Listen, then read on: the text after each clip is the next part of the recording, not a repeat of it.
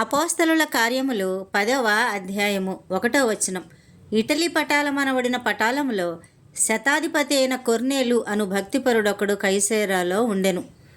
2.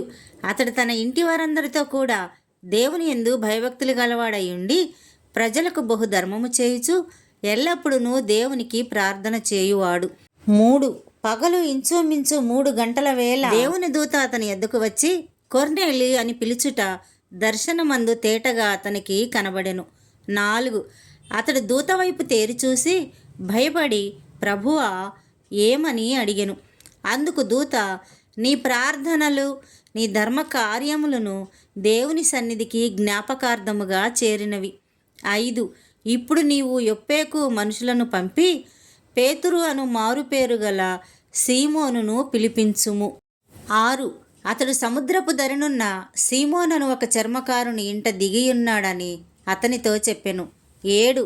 అతనితో మాట్లాడిన దూత వెళ్ళిన పిమ్మట అతడు తన ఇంటి పనివారిలో 2 తన యొద్ద ఎల్లప్పుడూ కనిపెట్టుకొని ఇండువారిలో భక్తిపరుడగు ఒక సైనికుని పిలిచి 8 వారికి ఈ సంగతులన్నీ వివరించి వారిని యొప్పేకు పంపెను. 9 మరునాడు వారు ప్రయాణమైపోయి పట్టణమునకు సమీపించినప్పుడు పగలు ఇంచుమించు 12 గంటలకు పేతురు ప్రార్థన చేయుటకు మిద్దె మీదకెక్కెను.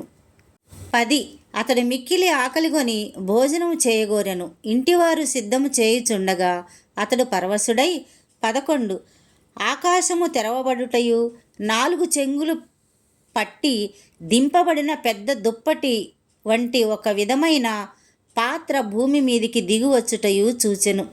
12 అందులో భూమి యందుండు సకల విధములైన చతుష్పాద జంతువులను ప్రాకు పురుగులను ఆకాశ పక్షులను ఉండెను. 13 అప్పుడు పేతురు, నీవు లేచి చంపుకొని తినుమని ఒక శబ్దం అతనికి వినబడెను. 14 అయితే పేతురు, వద్దు ప్రభువా, నిషిద్ధమైనది అపవిత్రమైనది ఏదైనను నేనెన్నడూ తినలేదని చెప్పగా 15 దేవుడు పవిత్రము చేసిన వాటిని నీవు నిషిద్ధమైన వాటినిగా ఎంచవద్దని మరలా 2వ మారు ఆ శబ్దం అతనికి వినబడెను. 16 ఈలాగు ముమ్మారు జరిగెను. వెంటనే ఆ పాత్ర ఆకాశమునకు ఎత్తబడెను. 17 పేతురు తనకు కలిగిన దర్శనం ఏమై ఉండునో అని తనలో తనకు ఎటుతోచక ఉండగా కొర్నేలి పంపిన మనుషులు సీమోను ఇల్లు ఏదని విచారించి తెలుసుకొని వాకిట నిలిచి ఇంటి వారిని పిలిచి 18 పేతురు అను మారుపేరు గల సీమోను ఇక్కడ దిగియున్నాడా అని అడిగిరి.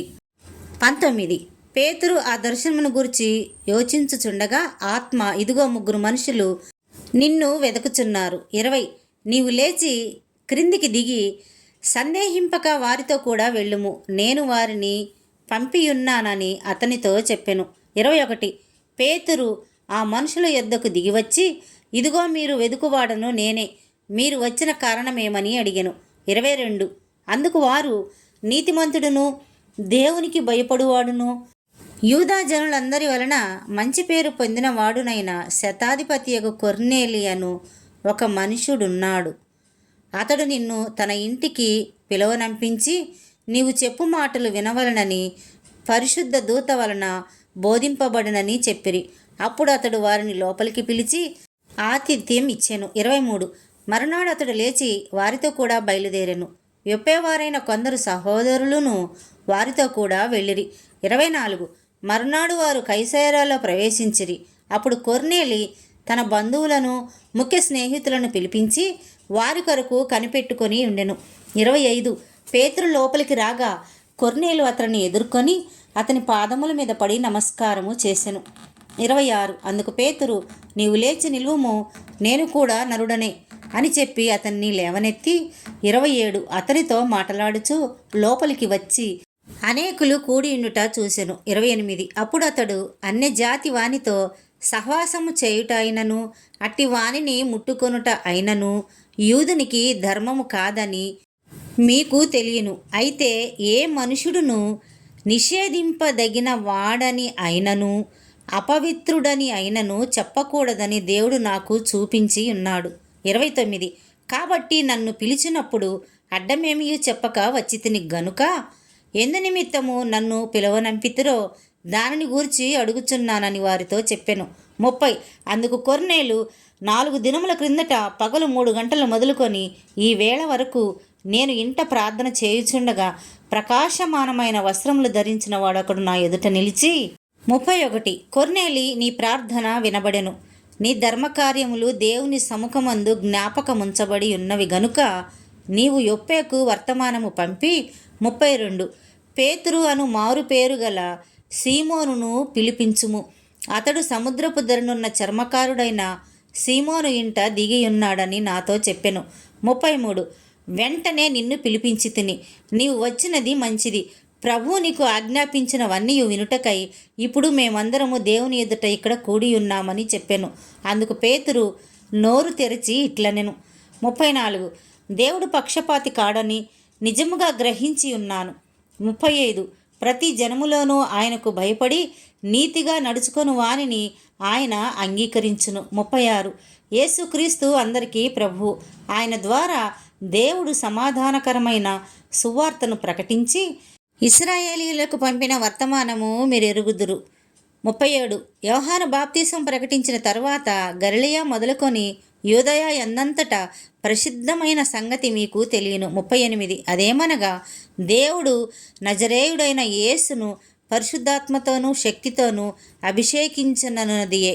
దేవుడు ఆయనకు తోడయుండెను గనుక ఆయన మేలు చేయుచు అపవాది చేత పీడింపబడిన వారినందరినీ స్వస్థపరచుచు సంచరించుచుండెను. 39 ఆయన యూదుల దేశమందును యెరూషలేము నందును చేసిన వాటికన్నిటికీ మేము సాక్షులము. ఆయనను వారు మ్రానున వ్రేలాడదీసి చంపిరి. 40 దేవుడు ఆయనను 3వ దినమున లేపి 41 ప్రజలందరికీ కాక దేవుని చేత ముందుగా ఏర్పరచబడిన సాక్షులకే, అనగా ఆయన మృతుల్లో నుండి లేచిన తరువాత ఆయనతో కూడా అన్నపానములు పుచ్చుకొనిన మాకే ఆయన ప్రత్యక్షముగా కనబడినట్లు అనుగ్రహించెను.